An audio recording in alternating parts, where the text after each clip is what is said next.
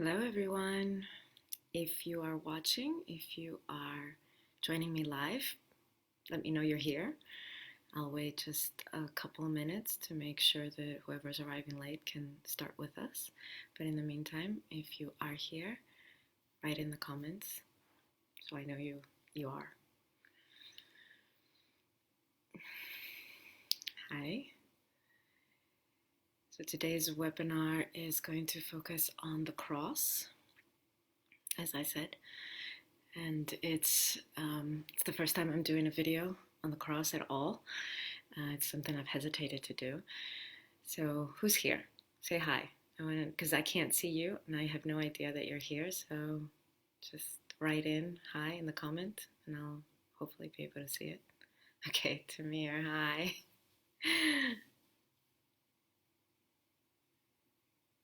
From what I can see, there's 11 of you right now, 12. Who else is here? 16. Okay. I'll just wait one more minute before I start with the content, in case anyone's joining late.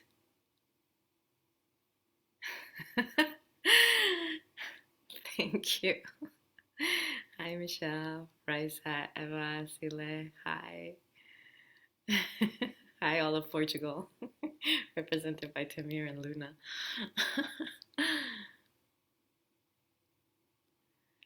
Okay, well, I'll just start. I just also want to say that it's a bit awkward for me because I'm doing this as a live and I have no idea. I want to see your faces. And so I can't see your faces. So all I can depend on is that you'll just send some message in the comment or throw up some button, some heart, some laugh, some thumb up, some whatever. And that's how I'll know where you're at with what I'm sharing. So let's begin. The cross.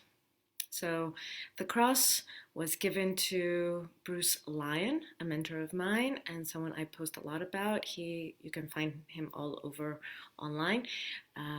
He channeled this information from the Tibetan master Taki'h and then developed it. In the way that it was channeled, it was quite esoteric.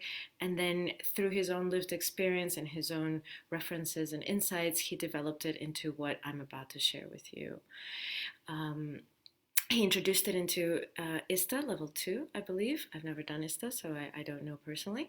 But he did introduce this concept there, and I have received this guidance from him in different ways here and there, and then have been working with it for the past 5-6 years quite deeply. For me, this map is one of the key maps for us as a humanity, and that's why I wanted to share about it, especially now with what's going on with this unprecedented, extraordinary times that we're living in, how to harness all the treasures and jewels that are there for us by using this map. Okay, so first, I'd like to ask you to start with an intention for yourself. And I know this isn't the guided practice, it's going to be mostly just me talking, but I firmly believe that energy follows intention. And so to put as much intention into everything you do to make it more conscious, to bring more presence and love into whatever you do. So we're going to start with this. So everybody just taking a moment, going in, maybe you want to close your eyes, whatever works for you, and setting an intention for yourself.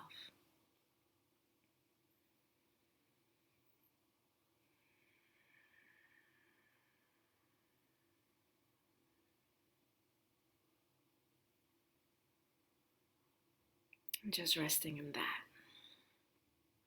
And of course, God, existence, life, your own soul has whatever plans it has for you, but you can always start with your yes, where your yes is coming from and what it's about. Okay, so that's about the intention. Now we'll go to the cross. So I don't have a board here that I can draw on, so I'm just going to use my fingers. So the reason why it's called the cross is because we work with two axes. Yeah, there's the vertical axis and there's the horizontal axis. So I'll just name what they are and you'll just hopefully draw it on your own paper so you can refer to it or just let it be imprinted in your body itself. That's how I started. First time where I was introduced to the cross, I imprinted it in my body physically, like made the cross on my body. So that's my invitation to you, actually. Okay, so the vertical axis. When we say top and we say bottom, it's not because something's better or higher or something's lower or worse or subjugate to something that is above.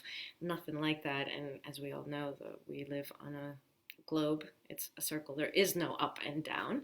But this is just for being able to have some words to reference this map. So at the top is soul. And here at the bottom of this axis, animal body. So soul and animal body, this is one axis. So what do I mean, or what is meant by soul? So the easiest way to refer to it as soul is that which is eternal. It's our fragment of the eternal. And it is the part of us that journeys through many forms before human form and in human form, many different human forms, and goes through different experiences and collects different experiences and then becomes whole. And by burning all the karmas that are built through the experiences, those journeys, then as that soul, then you have a choice whether to keep taking form or not. So the soul, the part that is eternal and is not bound by form. Okay, so animal body. I was using this hand. Animal body in the bottom. So our animal body nature.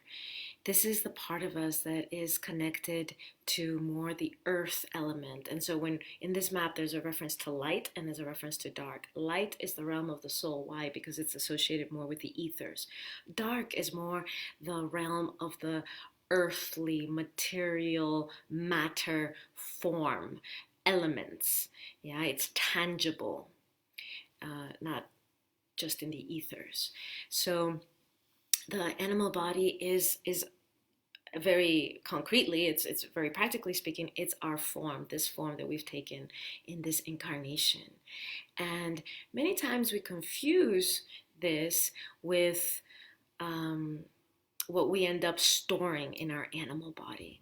So in our animal body, we end up storing all kinds of wounds and imprints and things that later we say, if we let our animal body nature take over or run wild or be loose, then it's going to destroy everything, or we're going to become just like savages or this kind of thing. Actually, your animal body has a lot of intelligence. It's got wisdom and innate intelligence that has kept the survival of the species going for all this millennia till now. And it's there to serve and protect and be in its power for you, with you, except we don't usually recognize that because through our conditioning and through school and, sit straight and hold your pee and eat this even if you don't like it or you don't want it, and, meal times and all these regulations around what our instinctual nature would be. When would I actually want to eat? How would this body want to move on its own if it wasn't regulated by what should be or should not be, how I should be dressed, and, cross your legs if you're a girl's body when you're growing up, or whatever. All this conditioning, and there's tons of it, and then all our emotional baggage and so forth gets stored into our animal body. But when that animal body is free to be what it truly is, a force of nature, this animal body is the same as flower that sprouts in the spring, the trees that grow, the volcanoes that erupt, the mountain ranges that form. It is made of the same force of earth matter. And so earth energy, of the life force energy that runs through the earth. And so its most loving thing would be to say, I survive. I survive. And that's absolutely beautiful. And it also knows that it's not eternal. And so it's totally fine that, yes, there is an end. There is an end to this form. And the most loving thing from the soul is that I'm eternal. I'm eternal. I'm not bound, attached, or limited by whatever is happening at the surface level and in the level of matter. I'm eternal. And that's its most loving expression. And so what happens is most of the time we feel that these two are in opposition, just like we feel the other axis is in opposition, but in fact it's not. They're just two polarities. And polarities are, let's say, extreme versions of two ends of the same spectrum. But when you go into either one fully, you collapse into the other. That's how polarities work. And then you collapse into oneness. You collapse into the singularity between this polarity. So to understand that even if it's not your lived experience, that soul and body are a singularity behind the apparent differences and contradictions, and sometimes even conflict of the two. So how does this apply to what's going on in the world right now? So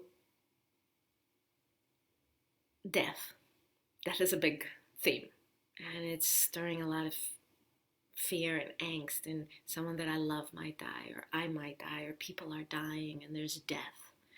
And this is something that, because of the conditioning and the sterilization of our environment, the environment in which we live, and it does, even if you're living on more of the countryside, most of us live quite removed from death.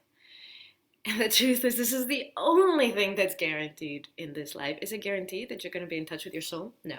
In this life, no. Is anything guaranteed other than from the first breath that you take that you will meet death? That's the one thing that is guaranteed. That's the one thing you can count on.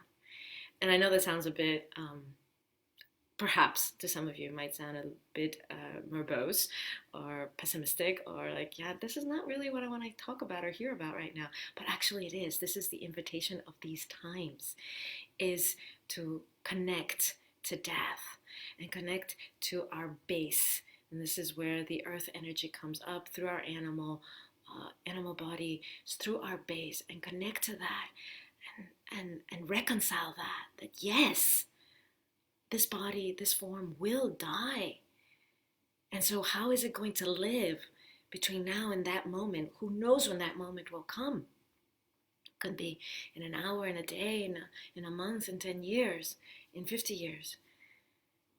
How is that time going to be lived? Because I know I will die. And then also from the soul, and the entrance for the soul, the connection for the soul, life force is through the core of the sun. And so the core of the sun, the soul shine, the sunshine, this kind of energy. So I'm eternal.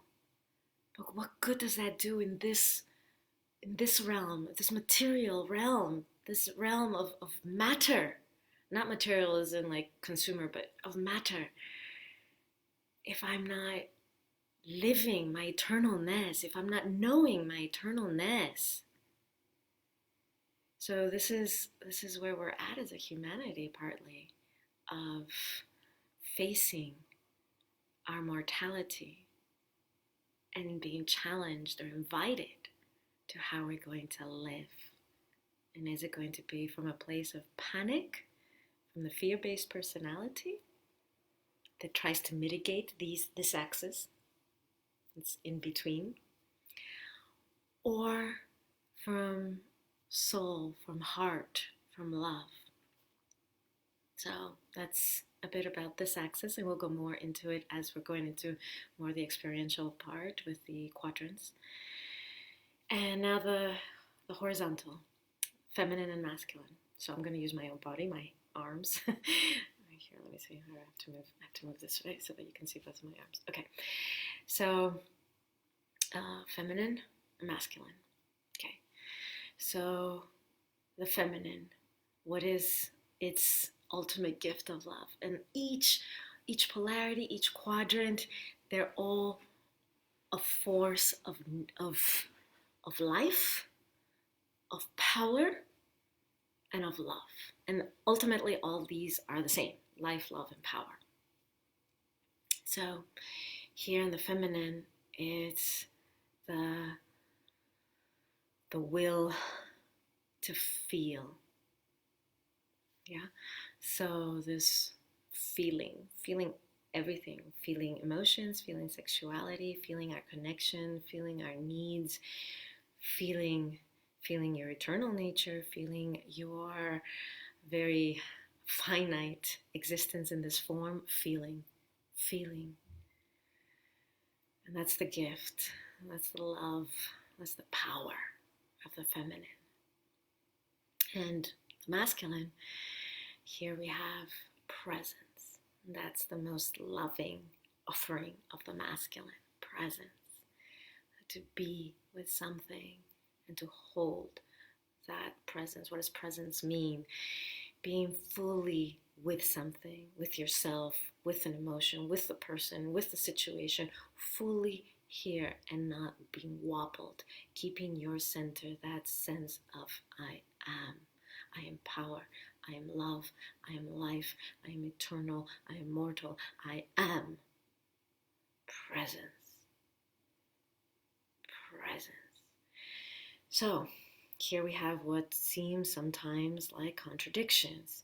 This feeling and expressing and connection and being with everything and sexuality and emotions and pain and beauty and all of that.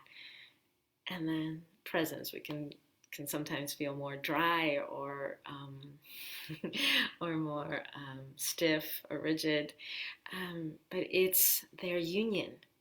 It's holding each one fully, that I can be present and feel, that I can feel and be present.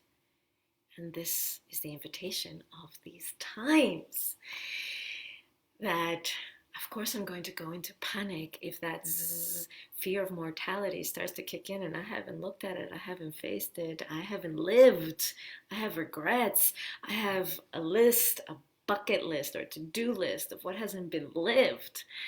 Of course that's going to start shaking me.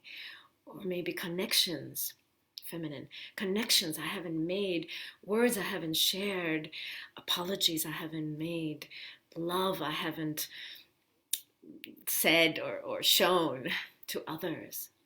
And what if they go? And what if I go? Or what if there isn't time? And what if I go to my deathbed with this? Or whatever. And the presence of, I am here. I am fully here. Yes, all of this tornado and chaos and unprecedented everything that's happening. Timo, my partner, was reading to me last night the news that 50% of the school age population that is enrolled in schools is out of school right now. Unprecedented. What's happening in the economy? Unprecedented. Borders closing like this.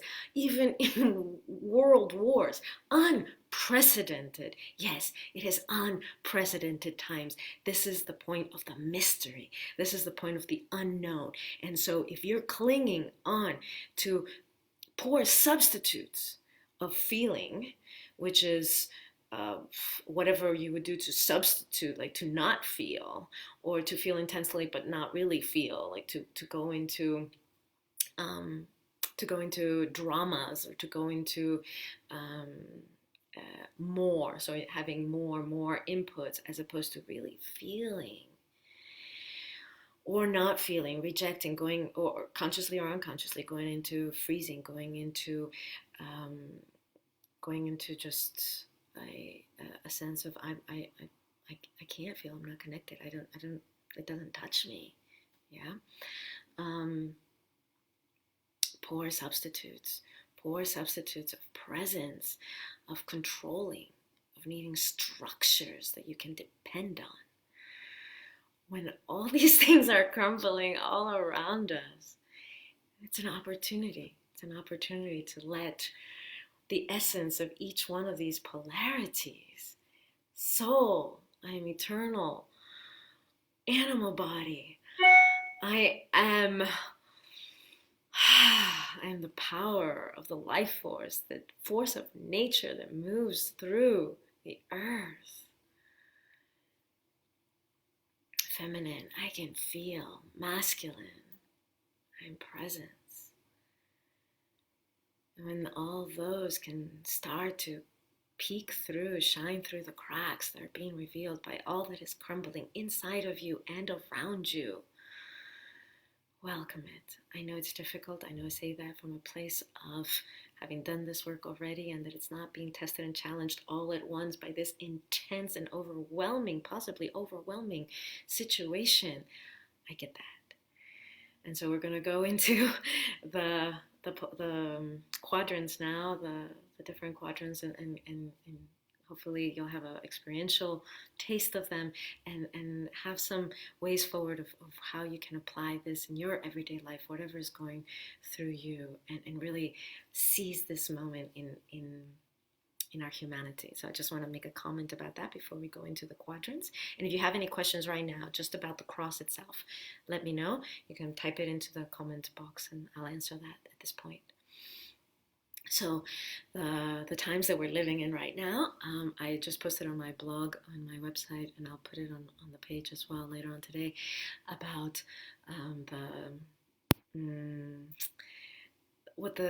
some of the esoterics. Now, of course, there are many esoteric paths, but the one that I'm connected to right now, the Trans-Himalayan path, is what has been forewarned, what has been foretold, what Bruce Line has channeled over the past 20 years or more, but I believe it's been 20 years now, from the Tibetan Master Taki'h, and what others, Alice Bailey from 70 years ago, was already forewarning and before, that there's a fork on the road that we are approaching as a humanity. And that's coming up in 2025, but it's already being felt. So here in 2020, where we're at right now in linear time, there was a conjunction. Saturn and Pluto had a face-off in January. And Saturn represents status quo, structures, business as usual, how things have been going, the automatics. And Pluto represents death, destruction, and but death and destruction for the sake of something new coming through, of creation. So it's not just death and destruction for the sake of death and destruction. So it's not a bad or evil thing. And so these two had a face-off in January. It was January 10th through 12th that this happened in the cosmos. And so this is the effects that we're feeling, and that's rippling through us right now as a humanity, which is structures are being challenged, and it's happening energetically, it's happening physically, it's happening emotionally, it's happening financially, it's happening politically, it's happening in every way imaginable. And yes, maybe that means your economy is at risk. It means that you might be losing your job. It might be that you don't know how you're going to be paying rent or feeding your kids or whatever. It might be very, very personal. Yes, absolutely true. And so nothing of what I'm saying suggests that this isn't happening at a very personal level. It is. It is. And as a humanity, we are going through a possible initiation. The first soul initiation happens when we as a humanity, or as an individual, connect to, is there something more? Who am I? Why am I here? So many of us go through that. Some of us go through it as children, some as teenagers, many through Saturn returns, which is around 28 to 32 years old. And we start to question, who am I? Why am I here? What's the purpose of this life? And so for those who haven't gone through it, we're going through it as a humanity, questioning what, like, the world is being turned a bit upside down, or at least sideways. And it's like, whoa, the things that you could not imagine are happening. Beyond the realms of possibility are happening. And so many of us are being driven. If you haven't asked this question before, what's the point of our existence? What's the point of our life here on this planet? Is it to make money and to go through the emotional bonds of having a relationship, having children, and do all that, and have a retirement and maybe a nice house by a beach somewhere warm, and that whole thing? Is that it? Is there anything else? Is there anything else? So this is first initiation, soul initiation. And this is an invitation globally. I know, I'm super excited. Super excited. This is an invitation globally that we can, as a humanity, move through that portal. You can imagine like a doorway. And we each have to go through that doorway one by one. It's true. One by one. You self-initiate. There's no way anybody else can do it for you.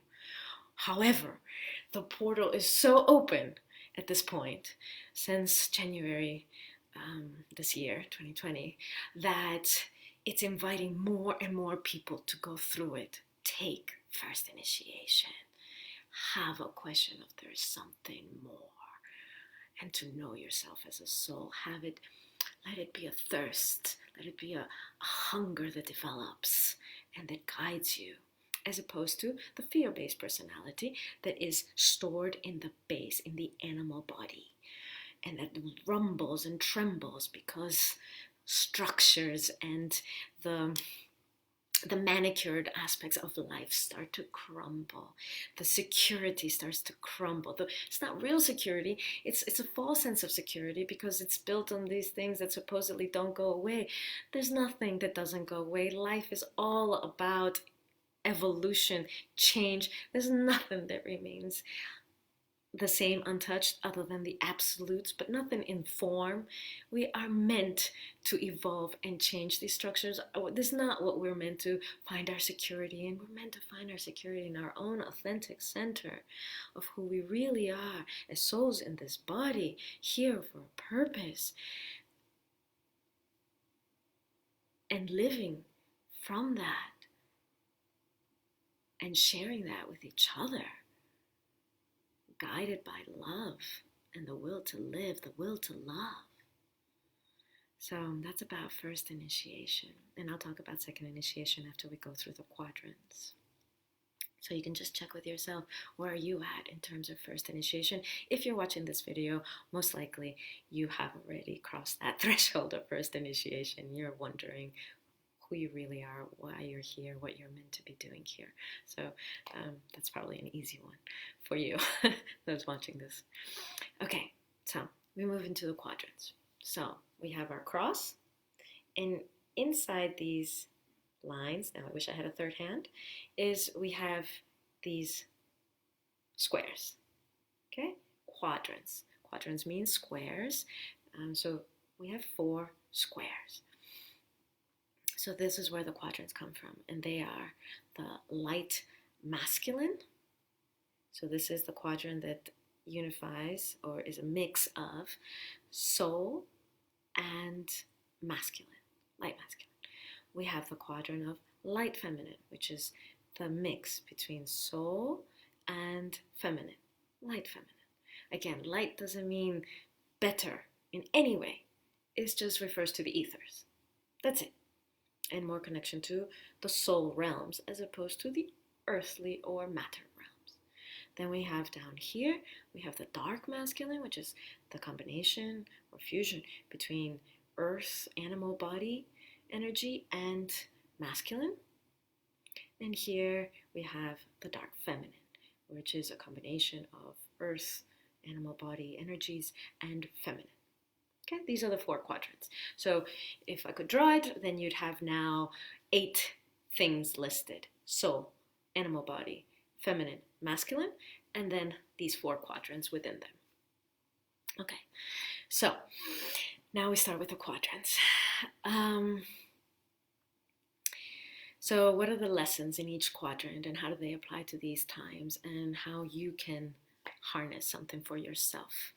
Now, I usually do a 2.5 day group, which is an intensive of 30 hours for the feminine, and then the equivalent for the masculine, and a week-long journey between body and animal, because that's what where we have to work with a fear-based personality, and to do the shadow work there is quite intense, to move from fear-based personality directly into the soul-body union. So what I'm going to share with you is going to be just a overall idea. So if I miss something, it's okay. We'll come back to it through the comments or through blog posts, or you can ask questions.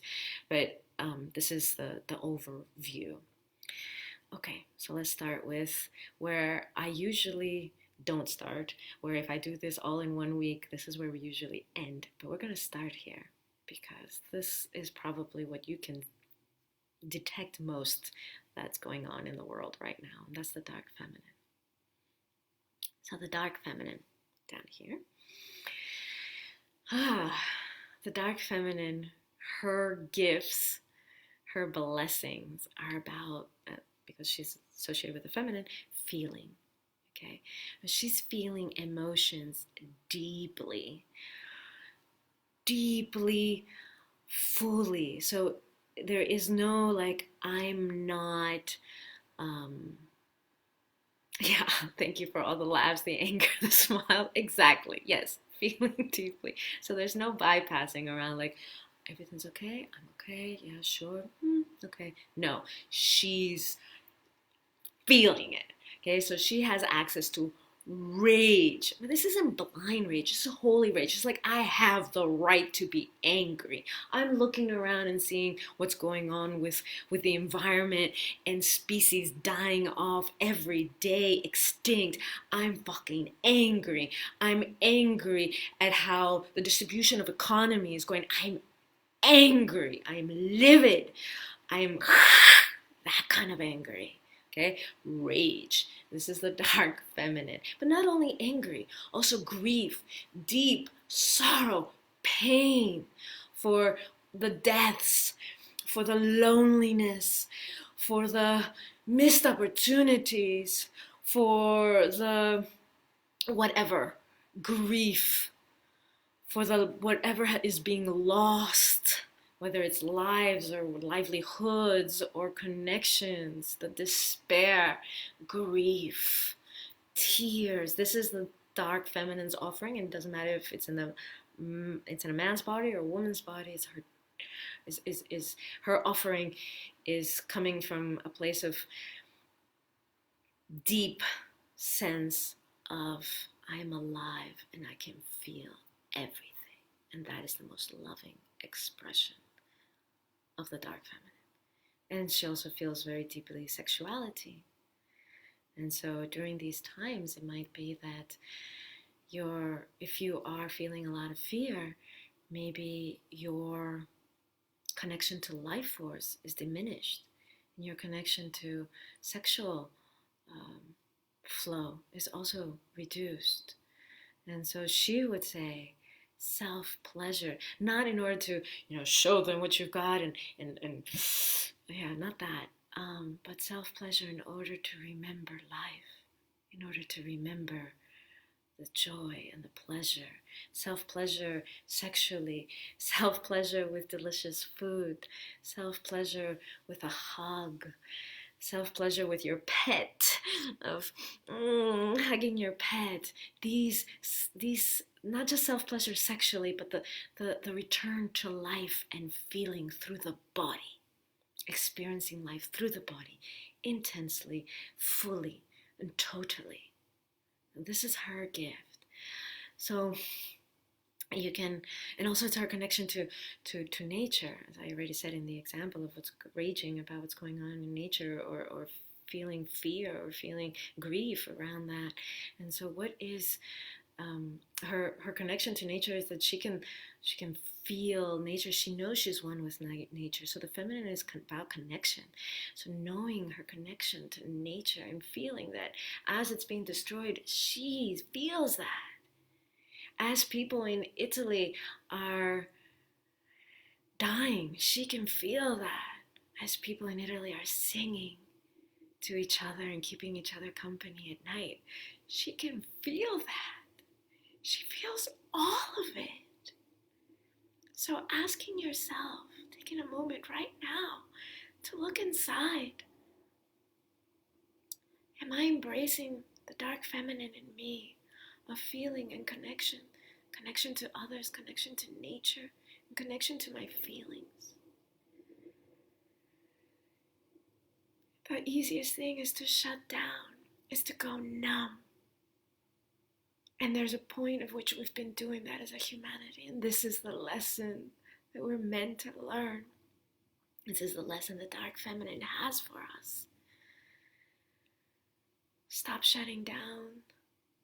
Stop disconnecting from your emotions. Stop swallowing your anger or your grief, pretending you're not afraid. This is what makes you easily manipulated. It makes you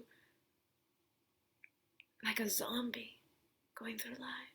So just taking a moment, closing your eyes and going inside. Where have I disconnected from my emotions, from deeply feeling myself or others?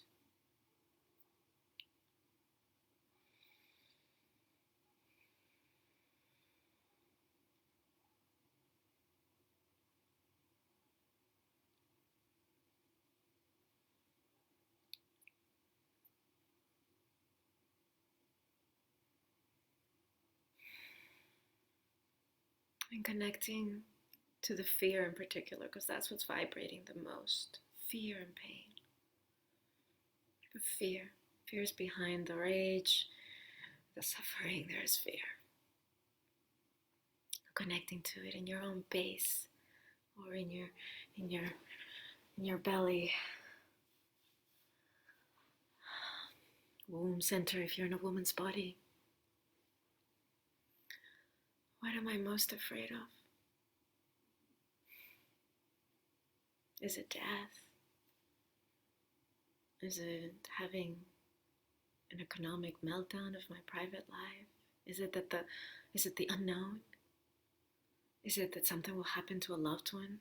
My mother, father, my kids, my grandparents?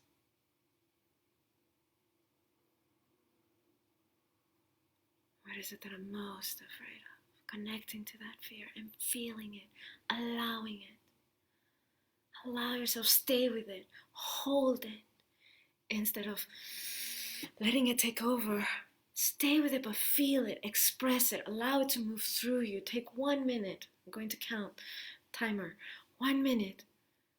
Just be with it fully and welcome it as an expression of love, an expression of power, as an expression of life. I am alive because I can feel.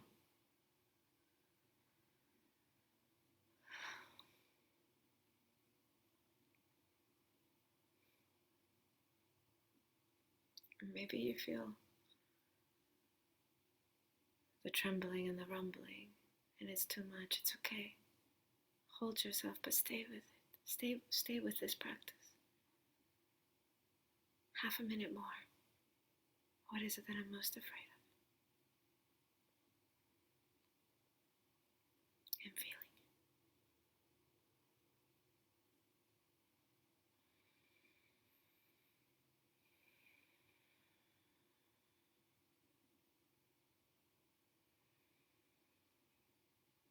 And taking some deep breaths, letting life in.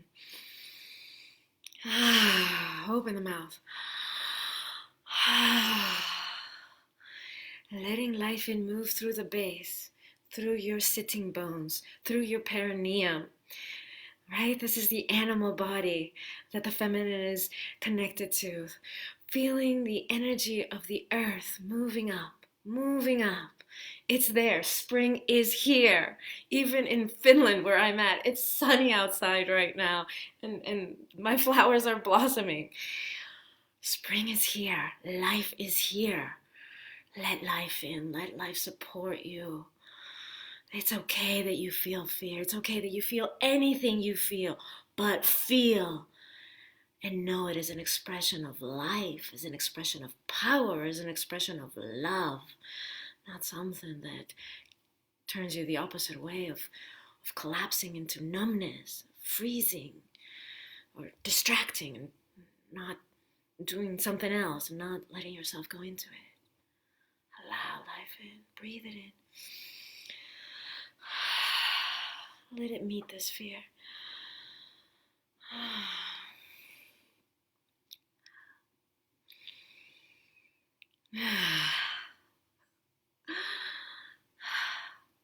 And that it's okay to feel fear. We've been avoiding feeling fear as a humanity and as individuals probably for a very long time.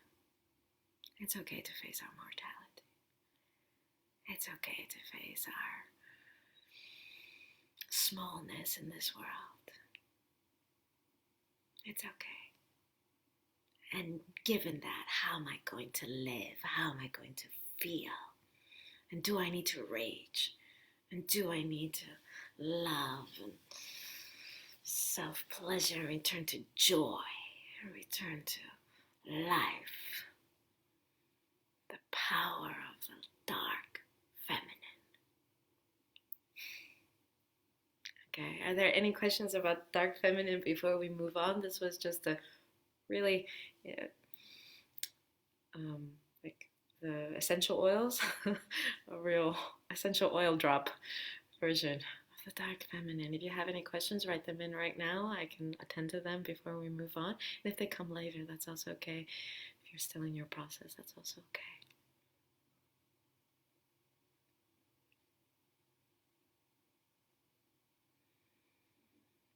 Okay, nothing's coming in. Just connecting to what is the essence of the dark feminine energy that moves through you right now. Saying it in one word or one phrase, crystallizing it. What is it?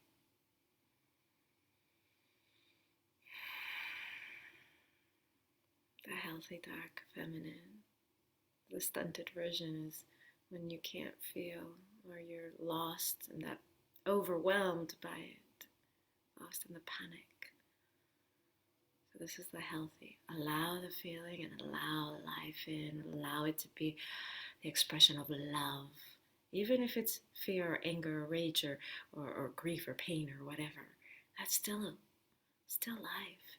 But without being taken over by it. It flows just like a river flows. Just like the clouds in the sky flow through the sky, pass through the sky. It's not meant for you to be attached to it. The downside of the dark feminine is, or the downside, the shadow, the distorted version of the dark feminine is that she's lost in that fire of feeling, or that fire of sexuality. So without being lost in it, but still feeling it fully. Okay. All right, so we're going to move now into her sister, the light feminine. The light feminine. So her gifts, her deepest expression of love, connection, seeing the beauty in everything, seeing innocence in everything.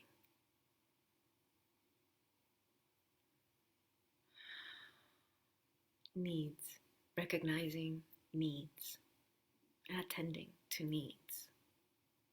So again, this is something, her grace. Okay, so light feminine is like, we have a living example of Mother Teresa. She's now passed, but she was living until in this last century. We have Amma, light feminine, of embracing everything, saying, come back home to love. Come back. Come. You're also loved. You're also part of love. You're also loved. Come into this embrace and be held by the grace, the force of nature that is love. And through that, the interconnections with everyone and everything. And through that, our needs, that I do need you. I do need you to sustain myself in this life, in this form, in this planet. I do need the trees in order to have oxygen. I do need others in order to have an income. I do need touch. I do need to be seen, recognized, I do need food. Needs. And there are many, many, many. These are just the first that came in right now. So, the light feminine and the test of these times for the light feminine and the treasures of these times, these extraordinary times for the light feminine. It's amazing, and I do not mean to discredit a single life lost for any reason. Virus, car accident, heart attack, AIDS, anything. But there have been 6,500 or 4,000, however many deaths there are now. I get confused with how many detected in the US and how many have been declared dead in the globally. And okay, let's say somewhere between 4,000 and 6,000 deaths due to this virus over the past 3 months. There have been many more deaths in one day from a single incident, whether that been an earthquake or tsunami or volcano eruptions or other catastrophes. And it's amazing that as a humanity we are finding our way to connection through this. Because those earthquakes only hit in that particular place, and you can look at it online and you go, oh my God, that's so horrible, I really feel for those people. Next, scrolling next, or go about my day. Tsunami, volcano eruptions, fires, same thing. But this is global. This is touching every country, at least every continent, if not every country. Maybe there's some small island countries where it hasn't been felt yet, but this is global. It's showing us what is already there, our interconnectedness, our connection to each other, and this incredible reaction of lockdowns, right? That either self-imposed isolation, quarantine, cocoon time, you can reframe it, bubble time with yourself or your family, either self-imposed or in hospitals or government implemented, at whatever level, some basic needs that we took for granted, that we've been taking for granted, of connecting, of meeting each other, of holding each other, of hugging each other, of just gathering. No gatherings higher than 10 people. For some, that's like the size of their family in some places. No gatherings, large amounts, no moving around. The needs, to connect to our needs. This is what the light feminine is shouting at this time and saying, recognize how much we are connected and how much we need each other and the planet, how much we're connected to the environment, how the planet is reacting to our absence, to the absence of the cars moving and the factories working and the people leaving their trash and the rivers are flowing more healthily and the skylines have less pollution, all of that.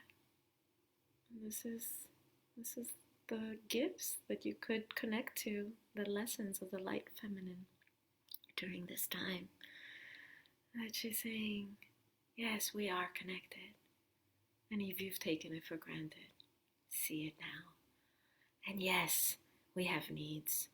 And if you're one of those that like, I can meet my own needs and I'm hold on to myself, and I don't need anyone, and I don't need any touch, and I don't need any love, and I don't need connection. I'm very fine in my cave.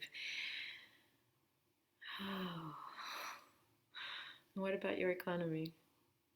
What about the health system? And what about political structures? Oh, and she embraces all of it into the heart, into love. Says, come back home, come back to love. Oh, and sees innocence in everything, sees beauty in everything, even in this. Looks outside at the empty streets, or maybe the empty gyms, or the whatever, empty shelves of toilet paper racks, and sees beauty, and sees innocence. Can only see love. Those in the hospital, those in the morgue, those being buried, can only see beauty, can only see love, can only see innocence. So taking a moment, closing your eyes, and reflecting for yourself.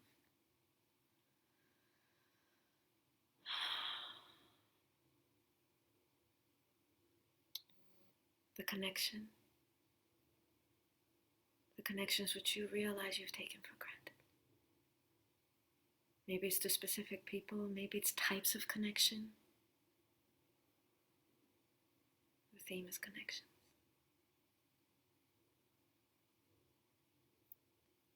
Owning them. Yes, I am part of that web, or I do need those connections. And the second part of this reflection, inner reflection, is need. What aspects of needs have you ignored, taken for granted, discounted, reduced its value because it wasn't threatened? Owning your needs. Connection and needs are very intertwined.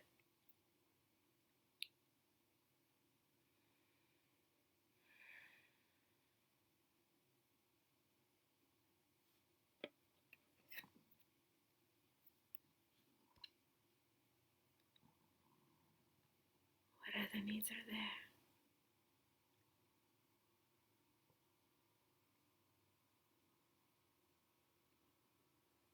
Maybe needs you haven't acknowledged that you'd like to do so now, loud enough to hear yourself. Say it out loud.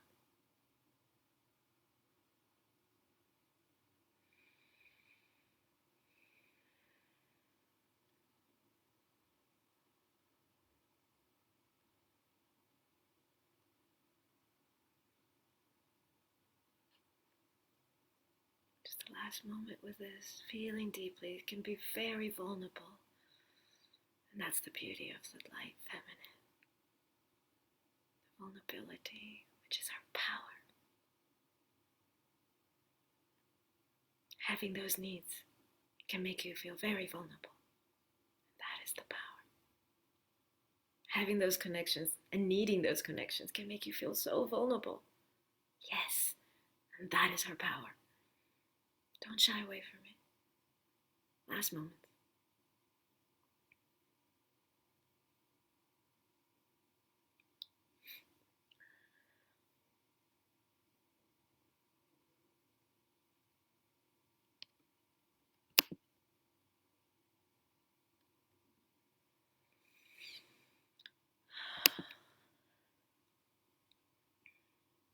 Okay. And connecting to what is the quality of the light feminine energy as she moves through me? Or what is her gift as she moves through me? Everybody has a light feminine. Man's body, woman's body, doesn't matter. Everybody has a light feminine. So connecting to whatever it is for you. Maybe there are distortions, maybe there's stunted energies that still need to be cultivated, to be nurtured. That's okay.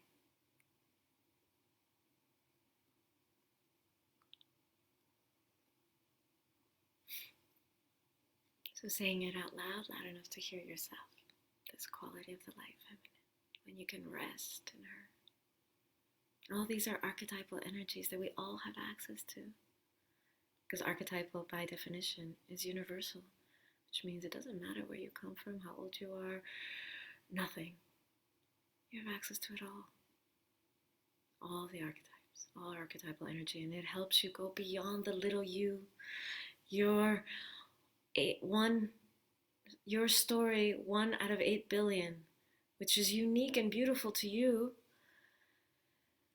But if you want to reach wholeness or nothingness, you do need to embrace archetypal energies and use them as a bridge from your personal, individual 1 out of 8 billion story to the one.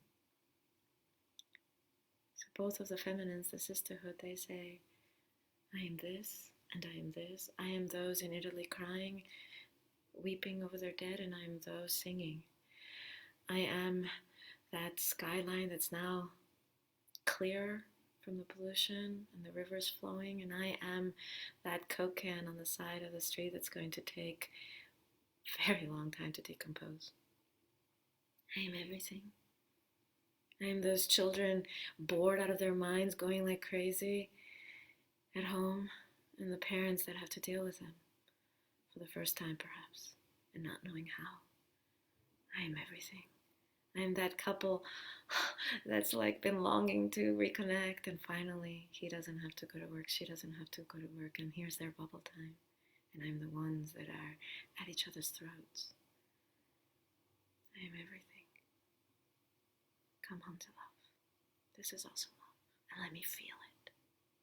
This is the feminine, and this is an incredible initiation globally for us to embrace the feminine.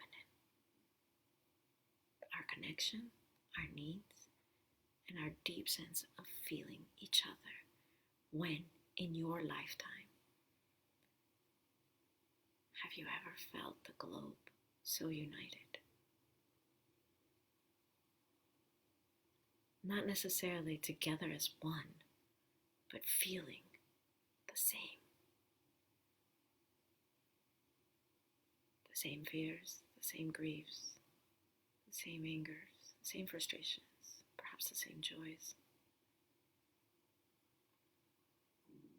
So it's moments of crisis that open us up to soul initiation. So take advantage. Now we move into the masculines, and I'll come back to that. Okay, masculines. How much time we have? Half an hour? Okay.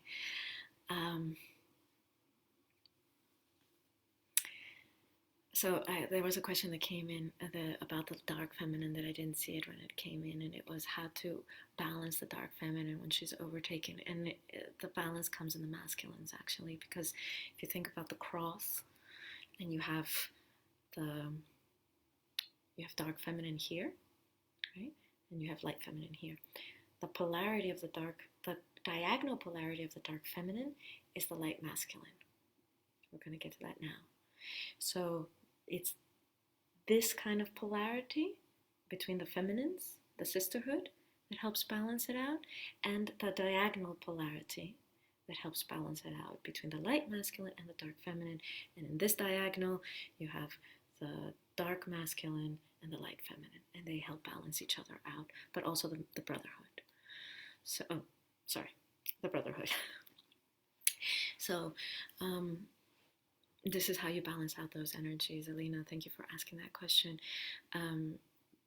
Of course, you can work within each quadrant on its own and how to feel without being lost in the feeling, but usually what is required is presence, and that's the gift of the masculine. So that's where we're going now. So none of these quadrants are meant to be lived alone, like in isolation. You can work on them in isolation and really work on the energies that need to be brought into balance because they're excessive or they're distorted, they're in shadow, or they're stunted, they haven't been developed yet. But ultimately, the point is to live the whole map. It's not to be just in one little area and say, okay, everybody else is taking care of the rest. It's to live in the whole map. So that's how the balance really comes. Okay, masculines. And we have tons of lessons here too. Thank you, Corona. So we start with a light masculine. Light masculine here. So this quadrant is the connection between soul and masculine. And what does that gift us? That gives us the presence and the eternalness.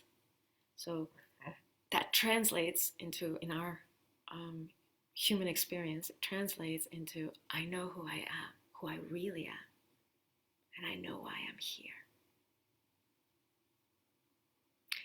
I know who I really am. I'm a soul. And I know why I'm really here. I have a soul purpose. I have a soul mission. That's why I'm here. That's why I've chosen to incarnate here, now, during these times, in this body. I know who I am, and I know why I'm here. The gifts of the masculine are presence, clarity, focus, yes, directional.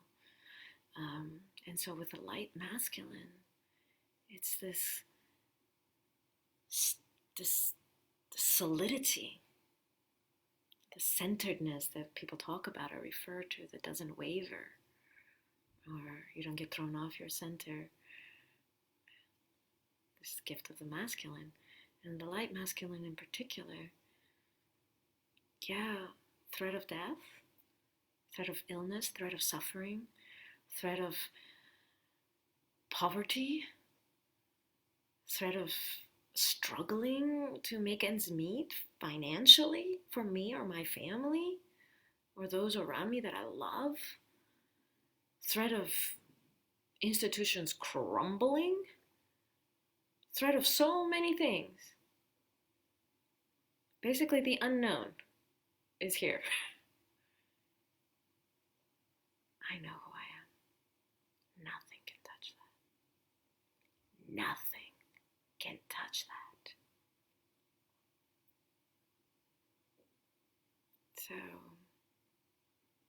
it's that sense of I am a soul and I know it. And no matter what happens around me, I'm holding that wherever storms and things and come around. I know who I am. I know why I'm here. And the invitation right now, during these times, if you haven't been able to connect to that before,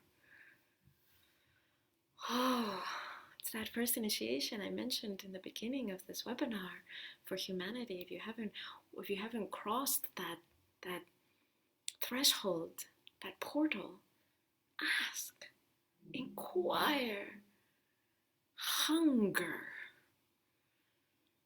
develop a thirst that you want to satiate by knowing who you really are and why you're really here. I invite you, close your eyes, gift of the light masculine.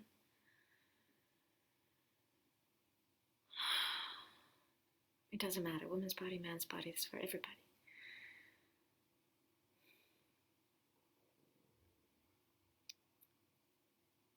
Why am I here? Don't worry about getting it right or getting it perfect or being able to articulate it precisely. Why am I here? Why did I choose? It's a choice. Why did I choose to incarnate at this time, in this form, in this way, in these circumstances? What am I meant to live?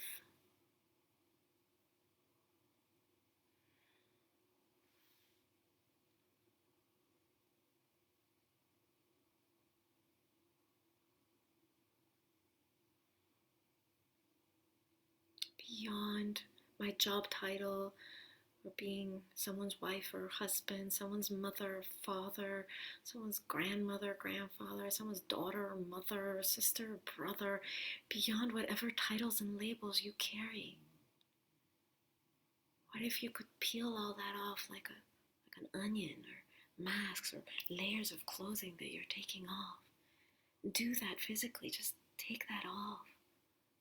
That mask and that cloak, and that hat, that identity and that label.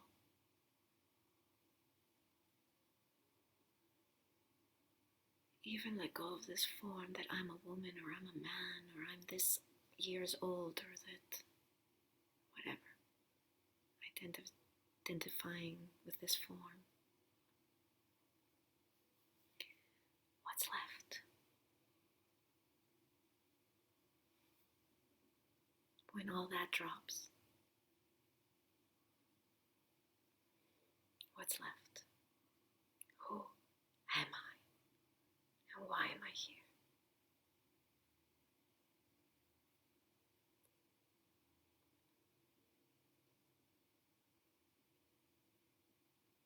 And maybe it's a movement that comes, or a visual that comes. Maybe it's a sound that comes. Maybe there's clarity in words that come. Whatever it is, express it, crystallize it, put it into form now, ground it, anchor it, so it doesn't just remain in the ethers.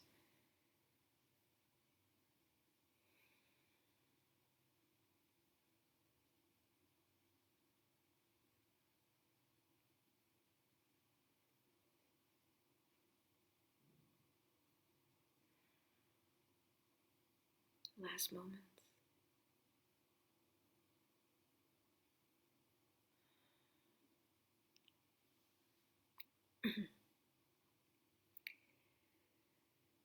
It's okay if you didn't get it, if you didn't hit bullseye.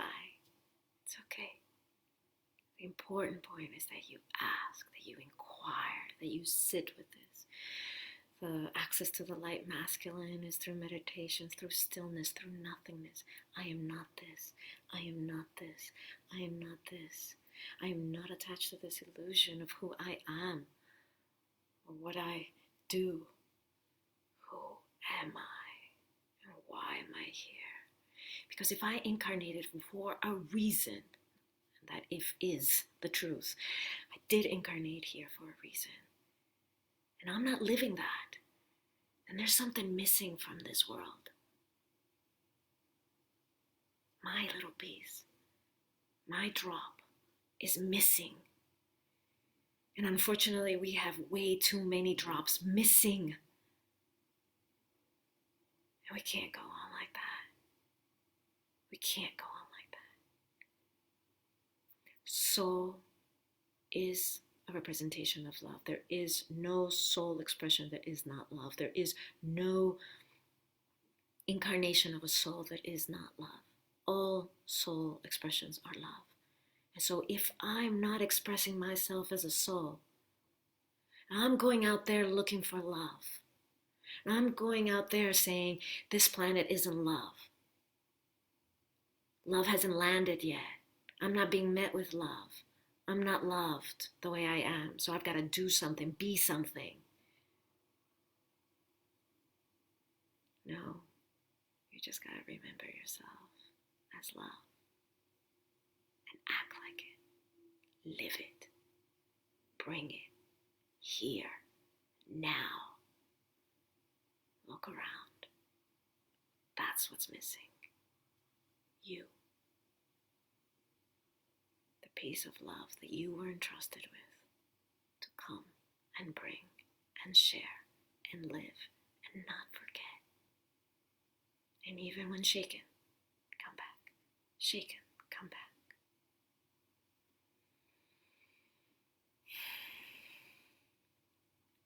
Oh, taking a moment. What is the essence of the light masculine as it moves through me?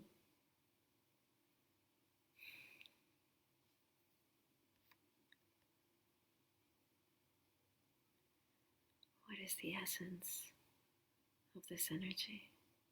Crystallize it. Name it. Recognize it.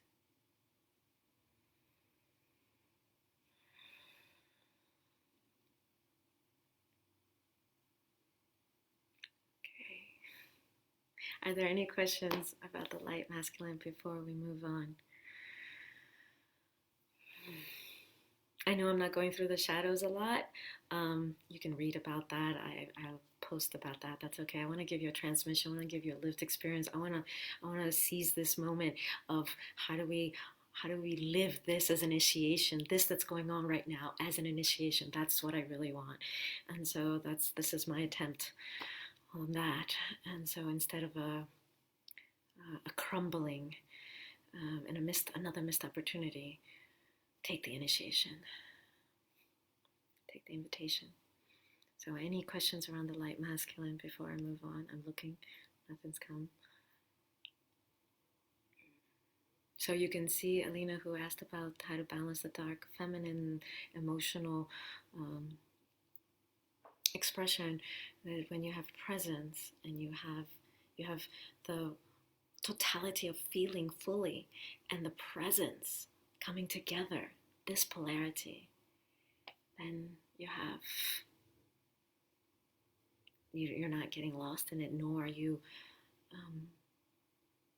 bypassing, like, it doesn't affect me, I'm beyond all this, I am eternal. So neither extreme, because you have this duo working together. You have this match in the light masculine and the dark feminine. Okay, no questions about the light masculine. I'll move on. Some shadows I just say before I move on. This over-mindy stuff of analyzing and going into it with the mind, but not living, not knowing. So a poor substitute of knowing who I am is thinking about it, analyzing it, or about the world. And also a poor substitute of presence is trying to control it. So the light masculine might try to control things, the structures, for example, which are compelling. And also another shadow of the light masculine is this not being in the world, so not living the purpose or your reason for being here, or your soul essence, your bit of love, your piece of the pie, not living it in the world and like, in a cave somewhere, or on your own, but not sharing that, living it, vibrating it, shining it. So these are some of the stunted versions, or not even having those are the shadows. The stunted version is just not even inquiring, not even having a sense of like, I am divine, I am eternal, I am purpose of being, and not even ever questioning that may be the case. So okay, that's the light masculine. So we move now into the last quadrant, and the reason I have saved this quadrant as the last is because it's where we have the most shadow, and it's the dark masculine. So here, my imaginary map, it's here. So this quadrant is what has been rejected the most over the past couple of millennia. The dark feminine has been rejected in the sense of her sensuality, sexuality, and of deep feeling, because the masculine has been prioritized. But within the masculine, and the light feminine has been regarded as the weakest, the one that needs protection, and oh, she's so vulnerable, she's so weak. Bullshit, she'll kick ass, and anybody who participates in my intensives on the light feminine can vouch for that. It's so powerful, bring you to your knees. Light masculine is where we've been seeking refuge in a distorted way, meaning imbalanced. As a humanity over the past couple of millennia, it's been this has been the time of Pisces, 2,500 years, the time of the great teachers and gurus, Buddha and the Christ and the Messiahs and all these other religious movements, and that has been a solar approach to life. And there's one light masculine, shining soul, and the radiating their light, and the others get to drink from, get to breathe that in from them. And so now we have moved into the Aquarian age, another 2,500 years, to learn some lessons around this one.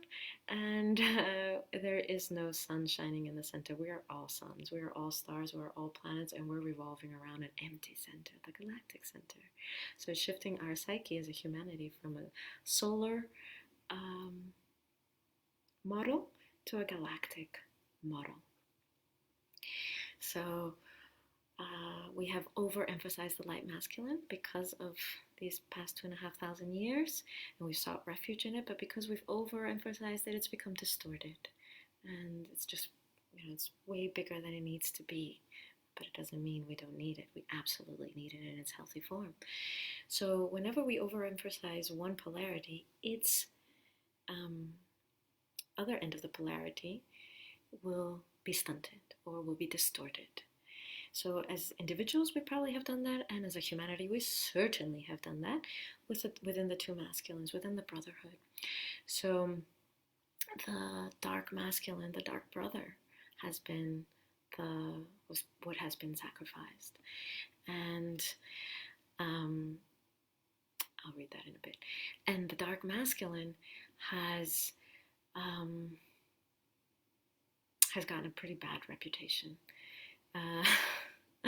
It's the reputation of evil, bad, devil,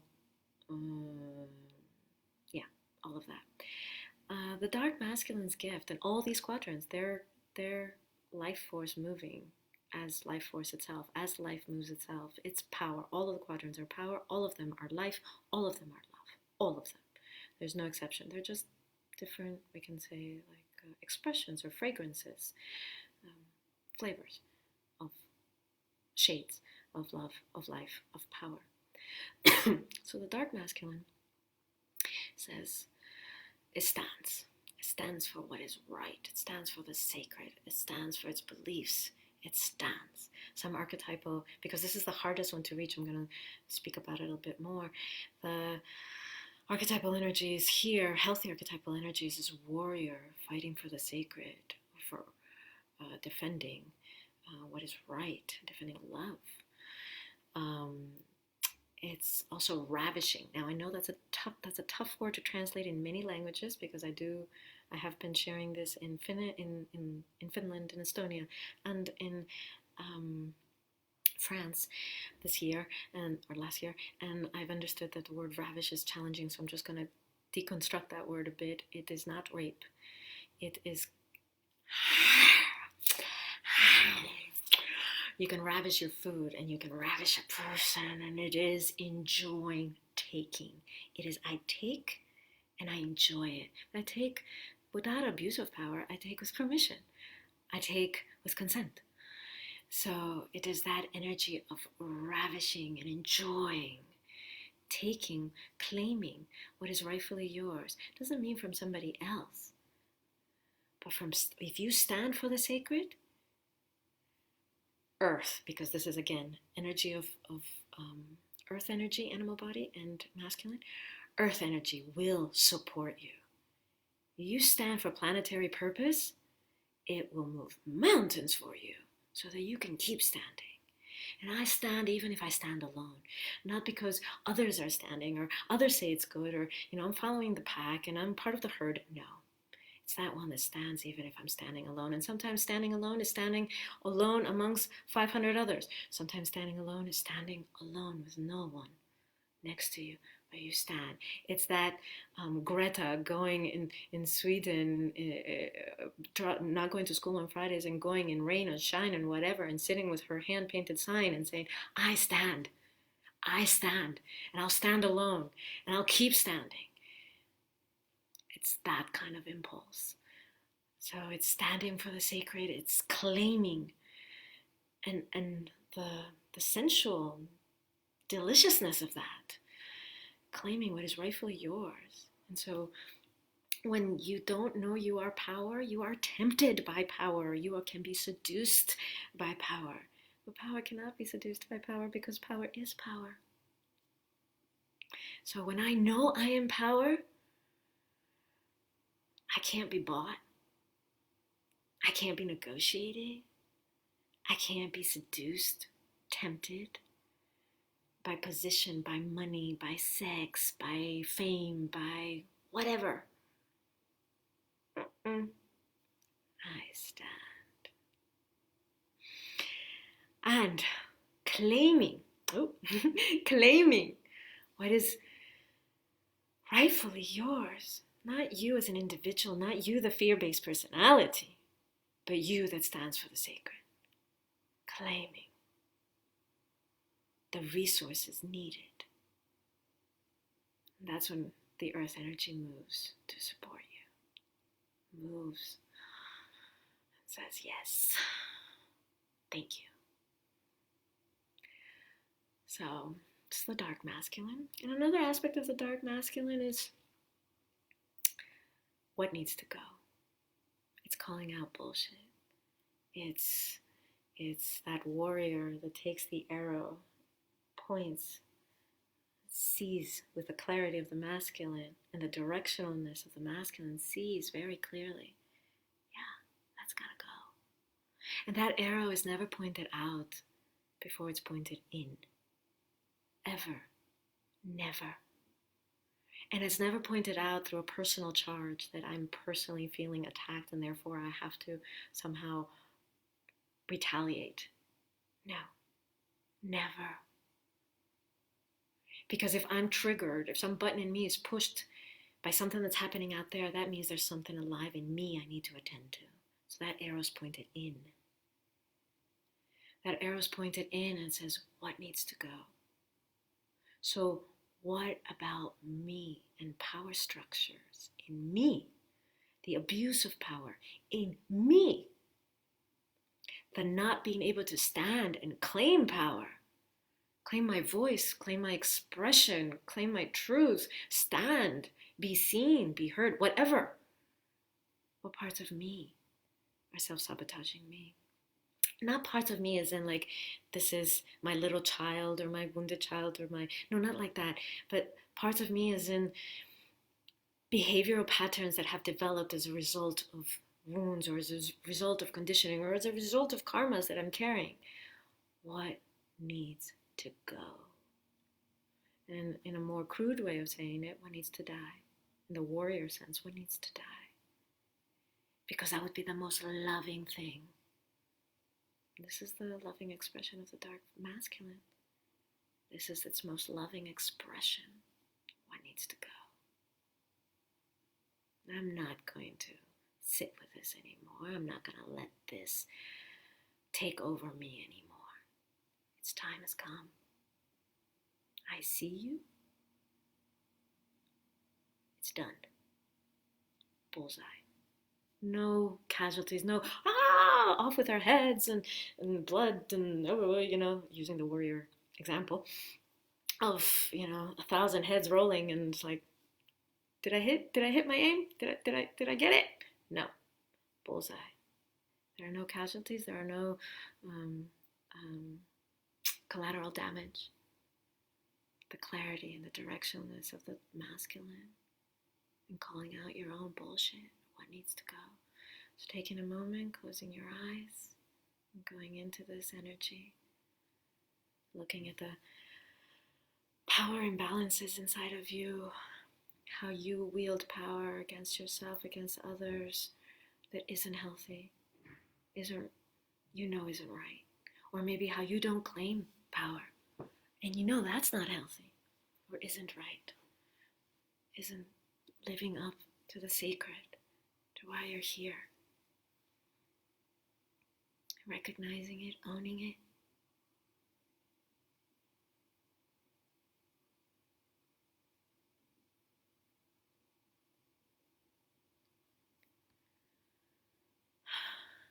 And now, with bullseye, with presence, that piercing, slicing presence of the masculine. That's the arrow. It's the presence, the penetrative presence, in this case of the dark masculine, penetrative presence, penetrating that abuse of power. I see you. I see it inside of me. It's gotta go. Its time has come. And whatever you need to do, make a sound, make a movement to symbolize, signify letting this go and standing in that.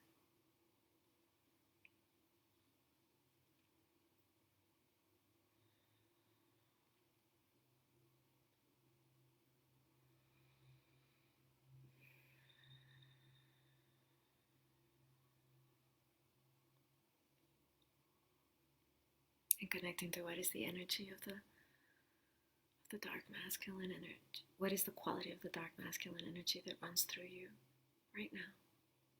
Everybody has it. And for most of us, it's very stunted or distorted.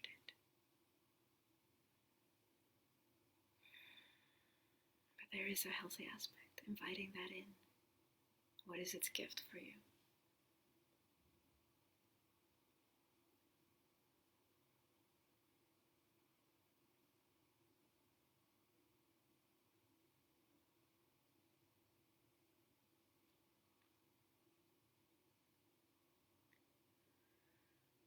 Whenever that feels complete for you, opening your eyes.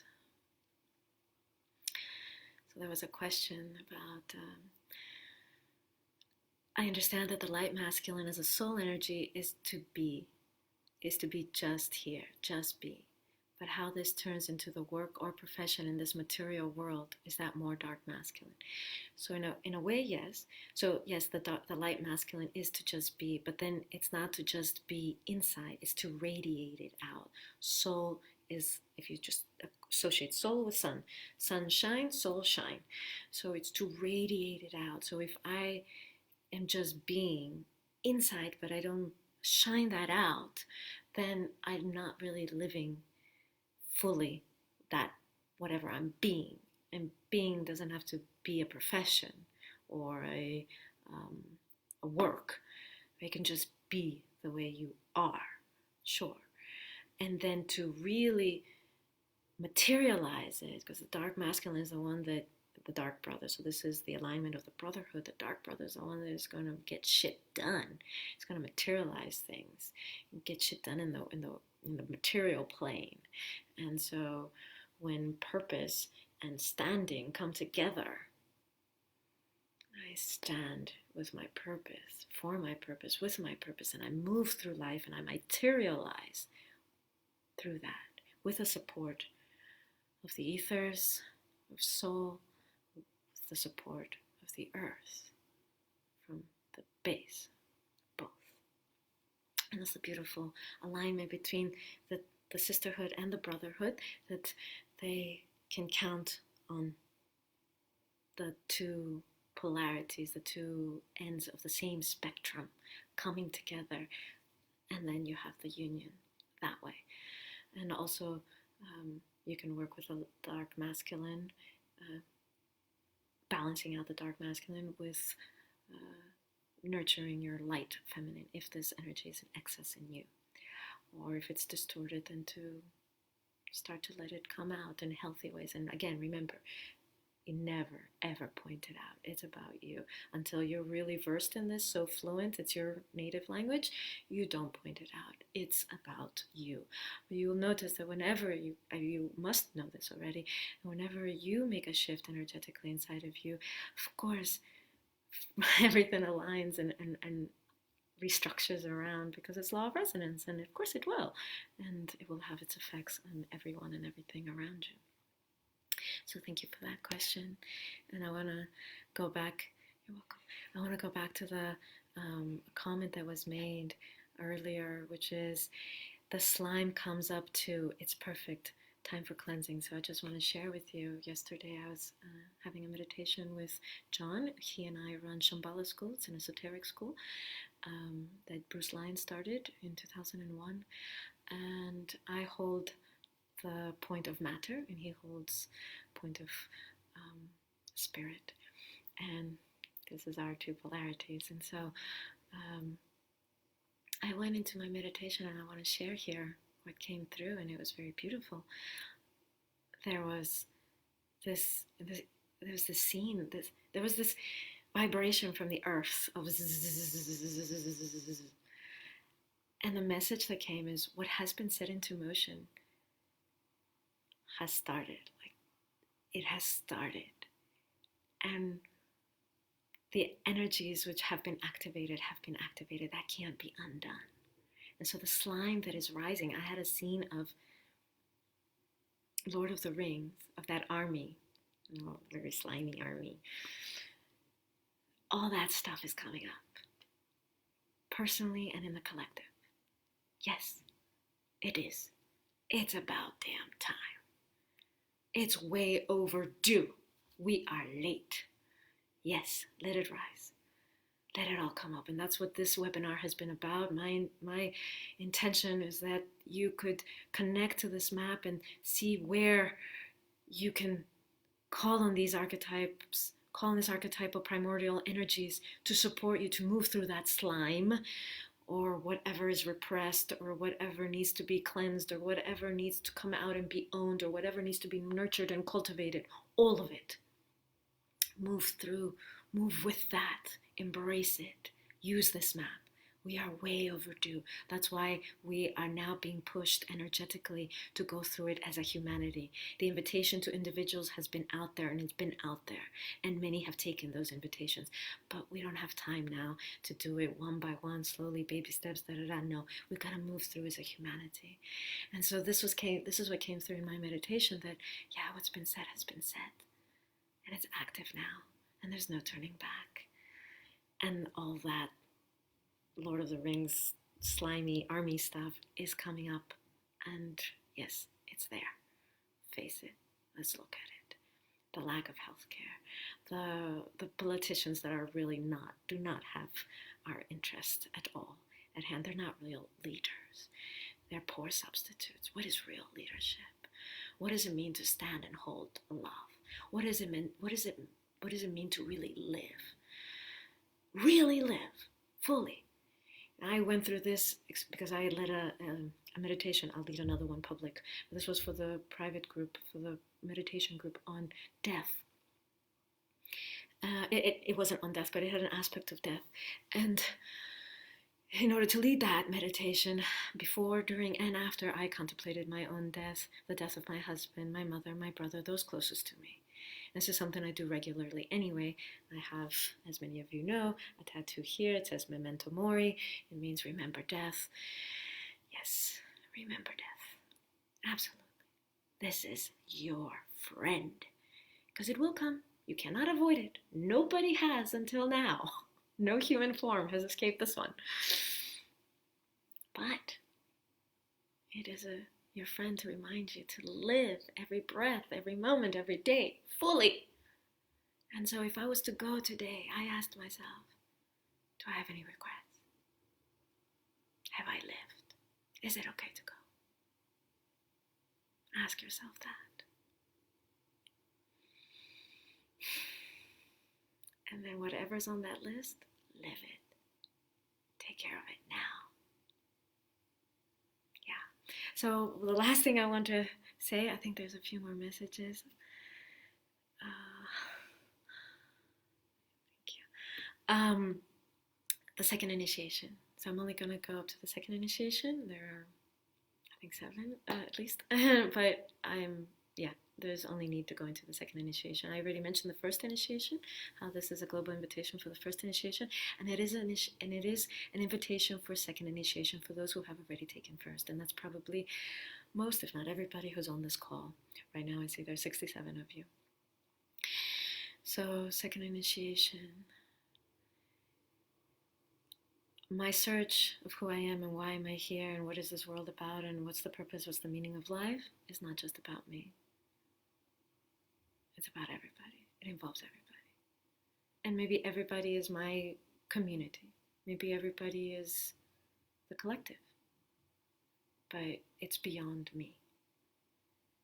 And this is me here to serve that. My search serves that. My search supports that. And if I can contribute to that in any other way, I can and I do. And that's the collective invitation for those who are already passed through the first initiation, is to recognize our connection, the gift of the feminine, to go in and hold presence, everything that you've trained in and read about, reflected on, contemplated on, meditated on. That's all been prep for now, for this time in our lives. Imagine being, it's so amazing to be alive right now. It's all been prep. Now, live it, shine it, live as the love you are, and forgotten, or at moments you forget that you are. Hold that. Vibrate that.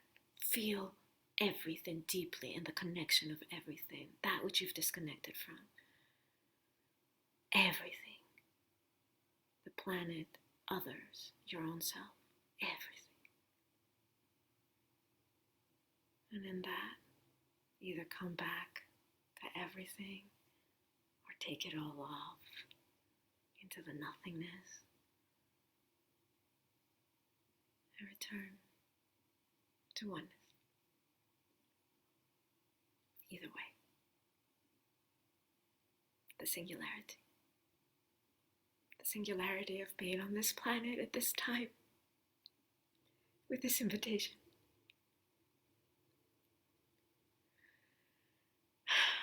And this is a map that can help you. So, this has been my intention. I feel I have completed it. If there are any more questions, feel free. Space is there. I will probably lead an equinox meditation tomorrow at noon my time, which I know is not noon your time, but it will be noon my time in Finland. London, 10 a.m. Berlin, France, 11 a.m. And please do the other math on your own or ask Google to help you. Equinox is about bringing our polarities into balance. So instead of, this has been a lot of theory and a lot of me guiding it. Oh, thank you. All these little hearts are coming up. And all these other ones too, the laughs and the wows and the angers and the thumbs up. This has been a lot of theory, me guiding you into reflections and things. But tomorrow we'll go through more of a guided practice. If you need to review this or let others know about it, please feel free, and so they can get the theory, because I won't go much into theory tomorrow, and we'll just go into using this map, but into the equinox meditation. And this is what we've been here. This is what we've been called here for. This is why we're here. I know that. I'm certain of that. Let me see what other comments are there.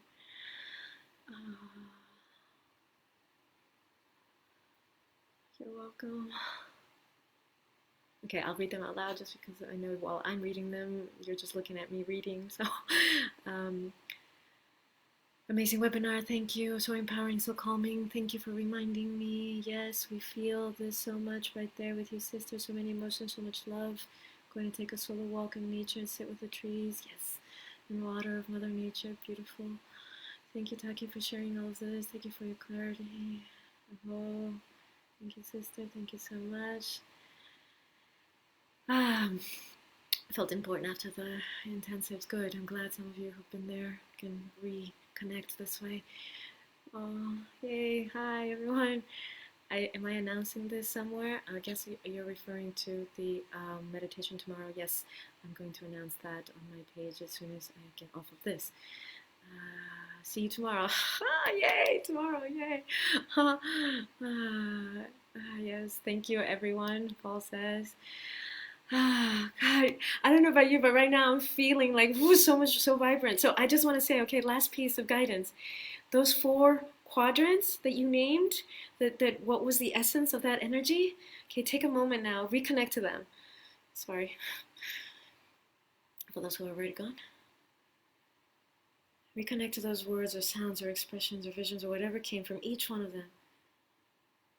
And allow, and maybe you visualize that all four are moving towards the center now, moving towards the center, into your own, the heart, into the center of your own heart. All of them coming into union as one.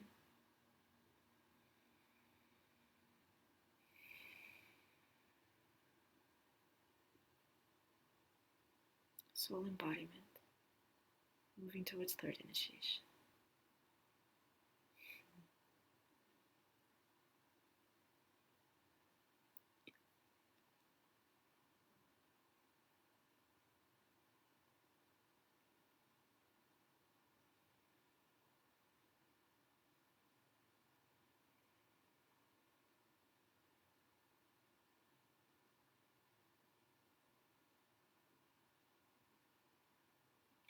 Okay, thank you all.